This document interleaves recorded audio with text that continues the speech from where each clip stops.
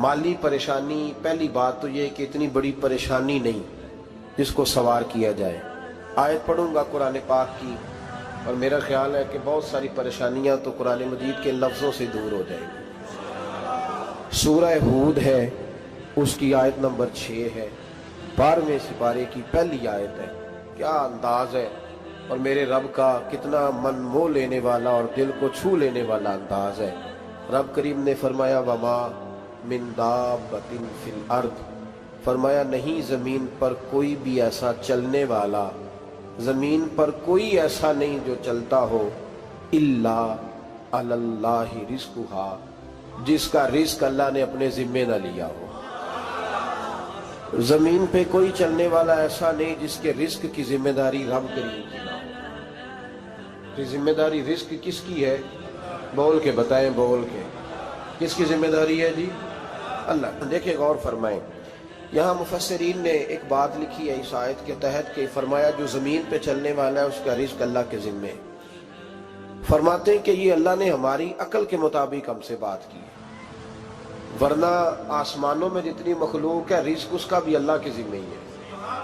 यहाँ जो फिल अर्द के लफ्ज़ है ज़मीन पे, वो हमें समझाने के लिए कि तुमने तो सिर्फ ये दुनिया देखी है ना, तो जिसको तुमने देखा है वो सब खाते अल्लाह का दिया हुआ ही है।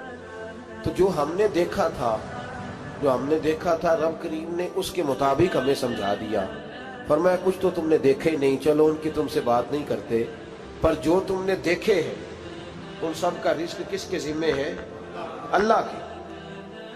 मेरे रसूल करीम सैयद आलम सल्लल्लाहु ताला अलैहि वसल्लम कुरान मजीद की जब तर्जुमानी करते, वजाहत करते, तो महबूब पाक सल्लल्लाहु अलैहि वसल्लम भी कोई इश्काल रहने नहीं देते थे, कोई इश्काल नहीं रहने देते थे। मेरे महबूब करीम अलैहिस्सलातु सलाम ने फरमाया अल्लाह पे भरोसा रख के सवेरे निकल जाना रिज़्क की तलाश में।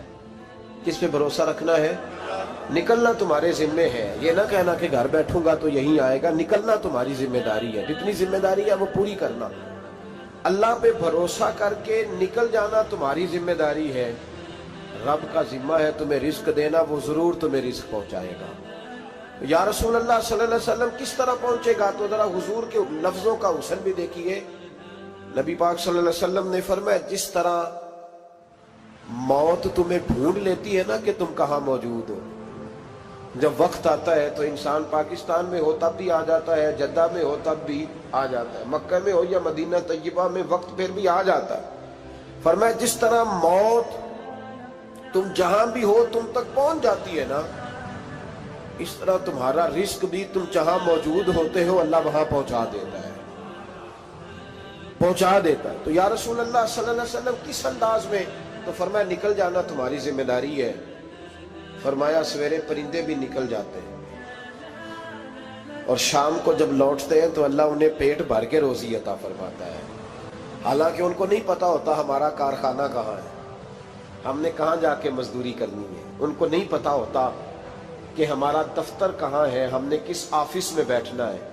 उनको नहीं पता होता कि हमने कहाँ जाके माल खरीदना है और कहाँ से हमने फिर उसको दोबारा बेचना है। उन्हें खबर नहीं होती, अल्लाह पे भरोसा करके निकल जाते हैं। निकलना तो तेरे जिम्मे है कि नहीं? फरमाया वो तू ड्यूटी कर, शाम को अल्लाह जो रब परिंदों को रोजी देता है वो तुझे भी अता फरमाएगा। मैं कहता हूँ सोच कितनी कमजोर है उस आदमी की जो कहता है कैसे मिलेगा। कितनी कमजोर सोच है। जो रब बैल को रोजी देता है, बकरी को रोजी देता है, इस जमीन इस धरती पे अगर बसने वाला ऊंट भूखा नहीं सोता, चले ये तो पालतू जानवर होते हैं, इस धरती पर बसने वाली अगर बिल्ली और कुत्ता रोटी खा के सोते हैं तो तू तो अशरफुल मखलूकात है। तूने अपने ज़हन में क्या टेंशन पाल लिया है कि नहीं आएगा तो मर जाऊंगा, क्या बनेगा, किस तरह होगा? तू क्यों इतना परेशान हो गया? भाई माली परेशानी सबसे ज्यादा उस बंदे ने ओढ़ ली है जिसकी तवक्कुल की बात कमजोर हो गई है। तू सीधी तवज्जो अपने रब करीम की जानिब रख, सीधी तवज्जो अल्लाह की जानिब कर। रब फरमाते हैं जिम्मा तेरा नहीं, जिम्मा मेरा। लेकिन तनख्वाह एक आती है घर में। जब एक बच्चा होता है तो तब भी काम चलता है, जब अल्लाह 2 बच्चे दे दे फिर भी उस तनख्वाह से काम चलता है, जब 3 हो जाए फिर भी चलता है, जब 4 हो जाए। नहीं आप ना भी बोले तो बात तो सही है, बहरहाल काम फिर भी چلے اسی تنخواہ میں سے جب بندہ بڑے بیٹے کی شادی کر کے بہو بیاہ کے لے آئے تو پھر بھی کام چلتا ہے، اور جب اس بیٹے کو اللہ بچے عطا کر دے تو اسی گھر میں، اسی آنگن میں، اسی چھت کے نیچے کام چلتا ہے۔ تو پھر تو مان جانا کہ چلانے والا تو نہیں، چلانے والا کوئی اور ہے۔ پھر تو مان جا کہ چلانے والا کوئی تو اس وقت جب تنخواہ تیری لگی تھی تو کہتا تھا ابا ابھی میری شادی نہ کر، میں بیوی کو کیسے کھلاؤں گا؟ تو وہی شخص ہے جس کی چھت کے نیچے پھر 1.5 درجن پوتے بھی پل رہے اور گزارا ان کا بھی ہو رہا ہے۔ تو رزق کا ذمہ کس کا ہے؟ اللہ کا ذمہ۔ اب ہمیں پتہ ہے پہلی بات تو پریشانی اس لیے اتار دینی چاہیے کہ ذمہ ہمارا ہے ہی نہیں۔ اب دوسری بات یہ کہ ذمہ داری کس کی ہے؟ اللہ حکیم بھی ہے اور علیم بھی ہے، حکیم بھی ہے اور جانتا بھی ہے، اور اسے پتہ بھی ہے کہ دینا کس طرح ہے۔ اب ہم پتہ کیا کہتے ہیں؟ کہتے ہیں وہ جو بندہ پجاروں میں بیٹھا ہے وہاں اسے نہیں بیٹھنا چاہیے تھا، اور میرا حق تھا۔ تجھے زیادہ پتہ ہے کہ اللہ کو؟ بول کے بتانا کس کو پتہ زیادہ ہے؟ کیوں جی؟ تو آپ اصل ٹینشن پتہ کب لگتی ہے؟ جب بندے کہتے ہیں نہیں وہ پجاروں میری تھی، میرا حق تھا۔ وہ جب گزرتی ہے نا پاس سے مہران کے تو مہران والا ٹینشن بڑی لیتا ہے، حالانکہ اللہ کو زیادہ پتہ ہے کہ وہ حق۔ ایک بات اپنے ذہن میں یاد رکھ لیں، رٹ لیں کہ جو میرے لیے بہتر تھا میرے رب نے مجھے دے دیا، اور بات ختم ہو گئی۔ بس وصل اچھا ہے نہ فراق اچھا ہے، یار جس حال میں رکھے وہی حال اچھا ہے۔ بس جو میرے حق میں بہتر تھا میرے رب نے مجھے، مسئلہ یہ ہے کہ تو اس پہ راضی ہونے کو تیار نہیں۔ حضرت علی کرم اللہ تعالی وجہ الکریم نے میرے نبی پاک کی ایک حدیث بیان کی ہے، اور جناب علی جب یہ حدیث بیان کیا کرتے تھے تو حضرت مجاہد فرماتے ہیں یوں لگتا تھا کہ جیسے حضرت علی ہمیں ہر پریشانی سے نکال رہے ہیں۔ مولا علی شیر خدا رضی اللہ تعالیٰ عنہ فرماتے ہیں کہ مجھے میرے نبی پاک صلی اللہ علیہ وسلم نے ایک طریقہ دیا تھا ٹینشن فری ہونے کا۔ آپ فرماتے ہیں مجھے تو بڑا راس آیا ہے، تم بھی اگر کر لو گے تو تمہیں بھی فائدہ دے گا۔ کہا وہ کیا؟ حضرت علی کہنے لگے محبوب علیہ السلام نے فرمایا تھا لوگوں تم اللہ کے دیے ہوئے تھوڑے رزق پہ راضی ہو جاؤ، وہ تمہاری تھوڑی عبادت سے تم سے راضی ہو جایا کرو گا۔ بس تم 2 نفل بھی پڑھو گے تو اللہ راضی ہو جائے گا، تم 1 رکوع بھی سویرے اٹھ کے پڑھو گے تو وہ راضی ہو جائے گا، وہ تمہارے 313 درود شریف سے راضی ہو جائے گا، تم اس کے دیے ہوئے تھوڑے رزق سے راضی ہو جاؤ۔ ٹینشن اس لیے ہوتی ہے کہ ہم راضی نہیں جو اس نے ہمیں دیا ہے۔ وہ حل میں مزید کی جو دوڑ ہے نا، حل میں مزید کی، بے قدرہ کچھ قدر نہ جاتی، کیتی خوب تسلی ہو، دنیا دار پجاری زردے، کتیاں دے گل ٹلی ہو، بک بک روشن اکھیاں تکیو ویک حویلی کلی ہو، تے کوچ نصیر اساں جد کیتی پہ جانی تھر تھلی ہو۔ تو یاد رکھیں یہ جو ہے نا مصیبت کے مال آ کیوں نہیں رہا، وہ سامنے والا پلاٹ میرے گھر کے سامنے ہے گھر کے سامنے، پر رجسٹری میرے نام کیوں نہیں؟ یہ مصیبت سانس نہیں لینے دیتی۔ موٹر سائیکل کھڑی کرتا ہے نا جب آ کے دکان سے روٹی کھانے آتا ہے، دفتر سے گھر آتا ہے، کاروبار سے آتا ہے، تو جہاں موٹر سائیکل کھڑی کرتا ہے وہ ٹینشن بڑی ہے کہ کبھی میری ہو جائے نا یہ والی جگہ تو میں یہاں بھی بورڈ لگاؤں اپنے نام۔ اس نے مالی پریشانی پیدا کی۔ تو جس حال میں ہے، کیونکہ تو نے اپنا یہ حال خود نہیں بنایا، جس نے بنایا ہے وہ بڑا بہتر جانتا تھا کہ تو اسی حال میں اسے اچھا لگتا ہے۔ تو اسے اسی حال میں، ایک بزرگ تھے تو ان کی طبیعت بڑی علیل ہو گئی، بیمار ہو گئے، تو اللہ نے آزمائش دی تو کیڑے پڑ گئے وجود میں۔ ایک کیڑا یہاں سے کھا رہا تھا، اللہ والے بڑے راضی رہتے ہیں اس کی رضا پہ، تو کیڑا یہاں کھا رہا تھا تو نیچے گر گیا، تو بابا جی نے اٹھا کے پھر وہاں رکھ لیا۔ کہنے لگے جب اس نے تیری ڈیوٹی مجھے کھانے کی لگائی ہے تو میں اس بات پہ راضی ہوں، تو نیچے کیوں گرتا ہے؟ بٹ ٹھیک ہے کھا، جب اس نے تجھے ڈیوٹی جو تیری لگائی۔ سالبہ بن عبد الرحمن ایک صحابی تھے، سالبہ غالباً نبی پاک صلی اللہ علیہ وسلم کی خدمت میں آئے، کہنے لگے یا رسول اللہ صلی اللہ علیہ وسلم غربت بڑی ہے، میرے لیے دعا کریں اللہ زیادہ مال دے۔ تو محبوب صلی اللہ علیہ وسلم نے فرمایا تو جس حال میں اچھا ہے وہ تیرے لیے بہتر ہے، اس میں تو ہے وہی حال تیرے لیے۔ مشکل ہے نا یہ جواب سننا۔ کہتے پیر صاحب فلاں جگہ سے تویز آیا، وہاں تو وارے نے آرے ہو گئے، تو آپ کے ہاں؟ تو میں کہتا ہوں یہ تویز دینے والا اگر تویز دے کے امیر بناتا ہے تو پہلے خود کیوں نہیں بنتا؟ یہ خود تو 150 کا تویز بیچ رہا ہے، اپنی بیچارے کی حالت یہ ہے۔ اگر اتنا ہی تویز اس کا چلتا ہوتا تو پہلے 5 ٹیوب پجارو اس کے دروازے پہ کھڑی ہو۔ عجیب چکر ہے اور عجیب جگہ لوگ الجھ گئے، سمجھتے ہی نہیں بات کو۔ یا رسول اللہ صلی اللہ علیہ وسلم دعا کر دے تو محبوب نے کیا فرمایا؟ فرمایا تو جس حال میں ہے نا وہ حال تیرے لیے بہتر ہے، اسی میں رہ۔ کہ نہیں حضور دعا کرے۔ فرمایا سال بعد تو باز آ جا۔ حضور دعا کرے۔ فرمایا تو باز آ جا۔ 2-3 دفعہ کا ضد کی، محبوب نے فرمایا جا پھر اللہ تجھے زیادہ پیسے دے گا۔ چند بکریاں خریدی، اتنی برکت ہوئی کہ بکریوں کے ریوڑ بن گئے۔ پھر کچھ بکریاں بیچ کے گائے خرید لی، ان کے بھی ریوڑ ہو گئے۔ پھر کچھ اونٹ اونٹنیاں لے لی، ریوڑ ہی ریوڑ۔ پہلے 5 وقت مسجد میں آتے تھے، اب فجر اور عشاء رہ گئی۔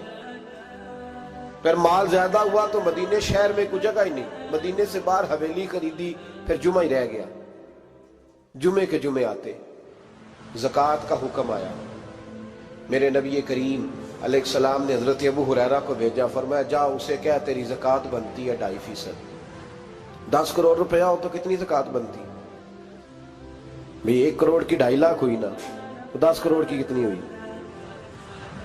تو بڑی مصیبت ہے جب بینک سے میسج آتا ہے نا کہ 25 لاکھ نکل گیا تیرے اکاؤنٹ سے، بہت بڑی مصیبت، بڑی ٹینشن ہوتی ہے۔ ایک صاحب میرے پاس آئے، ان کی زمین اچانک مہنگی ہو گئی، اچانک پہلے کچھ 15-16 لاکھ کی ایکڑ زمین تھی، پھر وہ کروڑ کی ہو گئی۔ تو میرے پاس آئے، کہنے لگے وہ 10 کروڑ روپے بنتے ہیں تو زکوٰۃ، تو میں نے کہا آپ نے کیا کیا؟ زری زمین پہ عشر آتا ہے، اس پہ زکوٰۃ نہیں آتی، تو آپ نے کیا کیا؟ کہنے لگے وہ کچھ سوسائٹی کے رول کے مطابق میں نے فائلیں وغیرہ لے لی ہیں، اب میں نا کبھی موقع آئے گا تو ان کو بیچوں گا۔ تو میں نے کہا اب تو آپ کا یہ مال ہو گیا بزنس کا، تو اب تو اس پہ زکوٰۃ آئے گی۔ 10 کروڑ پہ جب 25 لاکھ سنا تو کہنے لگے فوراً دینی پڑتی ہے کہ تھوڑی تھوڑی سے بھی کام چل جاتا ہے؟ تو میں ان کا چہرہ دیکھنے لگا، میں نے کہا نہیں وہ تو آپ کو پتہ ہے، ویسے حضرت عمر فرمایا کرتے تھے بانٹ کے نہ دو، کوشش کرو کسی ایک کو ہی دو، چلو کسی کا تو کچھ بن جائے، تو ایک کو ہی دینی چاہیے۔ کہنے لگے تو مطلب یہ ایسا ہی حکم ہے؟ میں نے کہا آپ کسی اور سے تحقیق کر لیں۔ اب یہ بھائی لیتے وقت نہیں تجھے ٹینشن ہوئی کہ 15 لاکھ کا کروڑ ہو گیا، تو اس وقت نہیں تو نے کہا کہ یا اللہ، تو یہ کیسی سوچ ہے مسلمان؟ کس طرح کا اس کا؟ ہمارے ہاں جب کسی آدمی پہ حالات خراب ہوتے ہیں نا تو سب سے پہلے وہ اس طرح کرتا ہے کہ جو میں کہیں اللہ کے رستے میں دیتا ہوں پہلے اسے بند کروں۔ جس رستے تجھے آ رہا تھا پہلے تو نے وہ رستہ بلاک کیا۔ حضرت اسماء بنت ابی بکر صدیق کہتی ہیں میں حضور کو مسجد کے لیے، ادارے کے لیے، صحابہ صفہ کے لیے کچھ دے رہی تھی، تو میں نے گننا شروع کیا تو حضور مسکرانے لگے۔ حضور مسکراتے کیوں ہیں؟ تو فرمانے لگی، محبوب فرمانے لگے اسماء اللہ کے رستے میں گن گن کے نہ دیا کر، ورنہ وہ بھی تجھے گن گن کے دے گا، تو اس کے رستے میں بے حساب دے، وہ بھی تجھے بے حساب ہی عطا فرمائے۔ لیکن پہلے یہ والا پہلے دروازہ بند کرو، یہاں سے پیسے ختم ہو رہے ہیں، تو اس طرح کرنا بھائی۔ اس دفعہ سوٹ ذرا گرمیوں والے نہ خرید، لیکن جو تو اللہ کے رستے میں دے رہا ہے اسے دیتا رہے۔ لیکن ہم اپنا نقصان کرتے ہیں، زیادتی کرتے ہیں اپنے ساتھ۔ میں نے آپ کو پہلے بھی بتایا تھا پیار کی بولی ہے، پھر بولتا ہوں۔ ایک بڑے بڑے پیار والے دوست ہیں، ایک دفعہ مجھے کہنے لگے کہ آپ کئی دفعہ اعلان کرتے ہیں تو مجھے اچھا نہیں لگتا، اور آپ ادارہ بھی بہت زیادہ بننے والا ہے، بڑی چیزیں میں دیکھتا ہوں، جو ہوں تو بڑا نظام اچھا ہو جائے، آپ دعا کریں اللہ مجھے پیسے دے تو میں بڑے سارے خرچ کروں گا اس کے رستے میں۔ تو میں نے کہا یا اللہ اسے 10 کروڑ دے، یہ 9.5 کروڑ تیرے رستے میں دے دے گا۔ تو چپ کر گیا، جس طرح آپ نہیں کر گئے سارے، چپ کر گیا وہ بھی۔ اس نے کہا جی نہیں جی انشاءاللہ کریں گے۔ تو میں کیا پلیا جی تے دعا پہ ہوں دیا، ابھی تو وہ آئیں گے تو تب دیکھی جائے گی، تو یہیں اڑ گیا ہے۔ یعنی 9.5 کروڑ اللہ کے رستے میں خرچ کرنے کی دعا پہ بھی آمین کوئی نہیں کہتا کہ چلو آمین ہی کہہ دے۔ تو میں کہا تینوں تے 50 لاکھ بچتا سی پیا، لیکن تو اس سودے پہ تیار ہے۔ جب یہ سوچ ہوتی ہے، یہ غلط سوچ ہے، یہ بات تو اگر تے مسکرانے والی، لیکن یہ سوچ صحیح نہیں۔ حضرت عثمان غنی رضی اللہ تعالیٰ عنہ کہتے ہیں جس وقت نبی پاک صلی اللہ علیہ وسلم نے اعلان کیا نا جنگ کے موقع پر کہ 800 سپاہیوں کا خرچہ چاہیے، کہتے ہیں میرے پاس 600 کا تھا۔ یہاں ایک روایت میں حضور نے 1000 کا اعلان کیا تو میرے پاس 800 کا تھا۔ جب 2-3 دفعہ نبی پاک نے اعلان کیا تو کہتے ہیں میں نے کھڑے ہو کے کہا یا رسول اللہ پورا 800 میری طرف سے۔ کہتے میں نے 200 سپاہی کا خرچہ ادھار اٹھایا لیکن پورے 2 مہینے نہیں گزرے تھے، رب کریم نے مجھے کئی گنا کر کے پیسے واپس عطا فرما دیے۔ اور بات تو یہ ہے کہ تیری وہاں لو لگی ہو، تو تجارت کرتا ہے ان لوگوں کے ساتھ جو کیا دے سکتے۔ تو سالبہ کے پاس حضور نے پیغام بھیجا، پہلے تو کہا تیرے لیے بہتر نہیں مال، جب اصرار کیا تو بڑی برکت ہو گئی، بڑا آیا تو فرمایا زکوٰۃ دے، 2.5% زکوٰۃ ہے۔ اب جب سوچا کہ 5 اونٹوں پہ ایک بکری جائے گی اور بڑا سارا مجھے دینا پڑے گا، اب جب غور کیا تو یہ تو نہ کہا کہ میں نہیں دیتا۔ حضرت ابو ہریرہ سے کہنے لگے نبی کریم علیہ السلام کی خدمت میں عرض کرنا کہ میں خود آؤں گا۔ حضرت ابو ہریرہ نے آ کے عرض کی یا رسول اللہ صلی اللہ تعالی علیہ وسلم، حضور وہ کہتے تھے میں خود آؤں گا، تو کہتے ہیں محبوب نے ٹھنڈی سانس لی، فرمایا اسے کہا تھا کہ تیرے لیے مال بہتر نہیں، اب ہلاک ہو گیا، ہائے افسوس ہلاک ہو گیا۔ ان کو بھی تھوڑی دیر کے بعد احساس ہوا کہ یہ میں نے کیا کیا، نبی پاک کو ہی کہہ دیا نہیں ہے، حضور کو کہہ دیا بعد میں آؤں گا۔ اب دوڑے آئے، عرض کی حضور میں سارا کچھ لے کے آیا ہوں، قبول کر لیں۔ محبوب نے فرمایا گویا بلال حبشی کی خشک کھجور بھی قبول ہے، اور صہیب رومی ایک اٹی بان کی لائے تو وہ بھی قبول ہے، اور عمار بن یاسر اور مصعب بن عمیر اگر 2 دینار دے جائیں اور کوئی پرانا جوڑا کسی سپاہی کے لیے چھوڑ جائے تو وہ بھی قبول ہے، لیکن تو اپنا لاکھوں لے کے چلا جا، تیرا کوئی نہیں قبول، معاف کر دیں۔ فرمایا جا معاف کیا، پر پیسے لے کے نہ آنا۔ اگلے سال پھر آئے، بندے ہوئے ہاتھ ہیں، محبوبہ میں دولت کا کیا کروں گا، آگ لگانی ہے، قبول کر لیں۔ فرمایا تو لے جا، تیرا نہیں قبول، گرا جو ان کی نگاہ سے وہ سنبھل نہیں سکتا۔ حضور نے وصال ظاہری کیا تو جناب صدیق اکبر کے پاس آئے، لاکھوں کا مال، ابو بکر قبول کر لو، تو جناب صدیق اکبر کہنے لگے اس کا کر لو جس کا نبی نے نہیں کیا، چل جا کوئی نہیں چاہیے۔ حضرت عمر کے زمانے میں قحط پڑ گیا، بارشیں نہیں ہوتی، غلہ نہیں ملتا، حالات خراب ہے، مالی طور پہ بحران آ گیا، غربتیں، مجبوریاں، تکلیفیں، آ کے روئے، عمر میرا قبول کر لو، مجھے معافی تو مل گئی تھی نا۔ فرمایا معافی اپنی جگہ پہ، پر جس کا مصطفیٰ نے قبول نہیں کیا۔ بہت سارے لوگوں کو پتہ ہی نہیں کہ ان کا قبول ہی نہیں ہوا، اور وہ الجھے ہوئے، انہیں خبر ہی نہیں کہ اصل بات کیا ہے۔ فرمایا جس کا مصطفیٰ کریم نے قبول نہیں کیا، اب ہیرے اور جواہرات بھی لے کے آئے تو بھوکے مریں گے، پر اس کا قبول، اس بات پہ راضی رہو اس حال میں اللہ نے رکھا ہوا، اس حال میں راضی رہو۔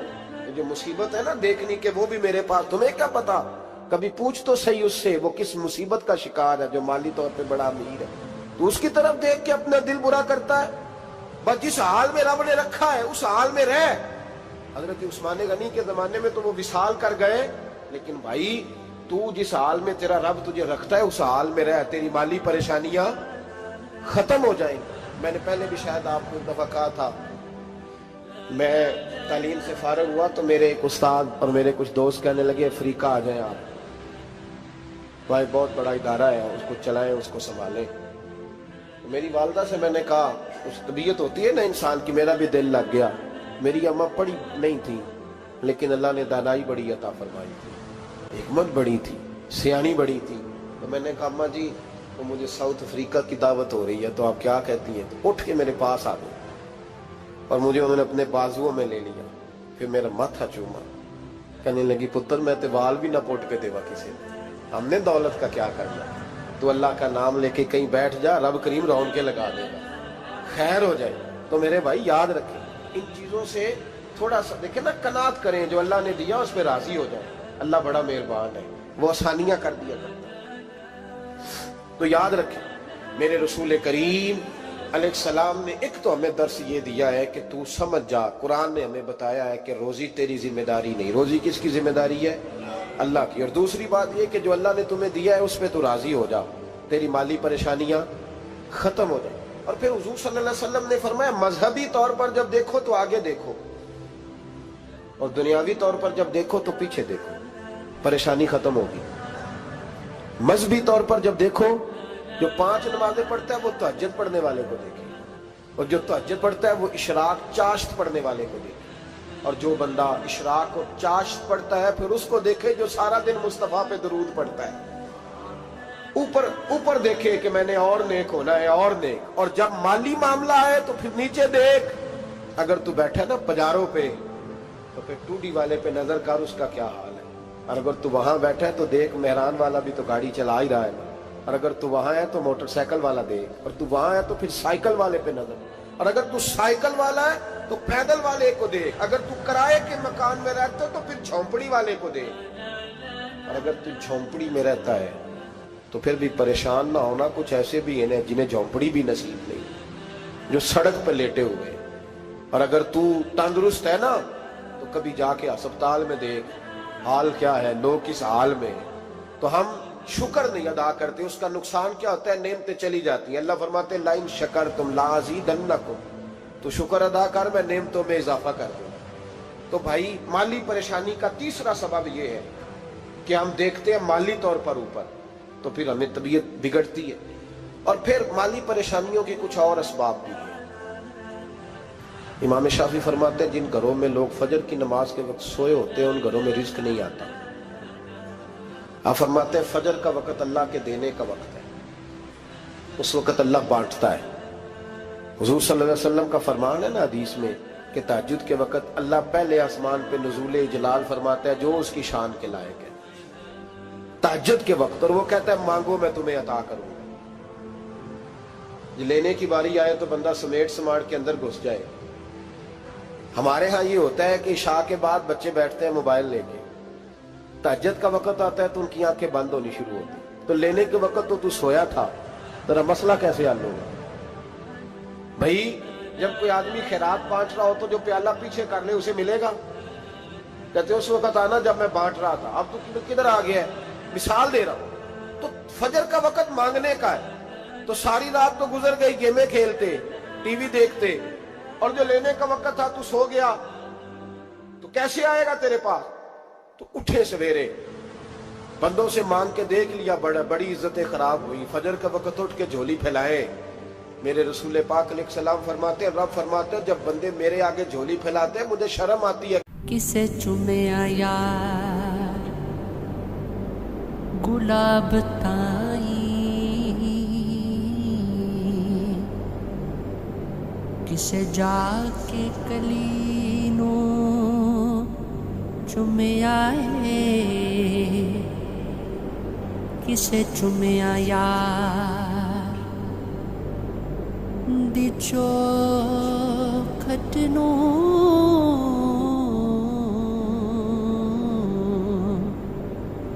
किसे जाके गली नू चुमे आए, किसे चुमिया हाकिमे वो सताई,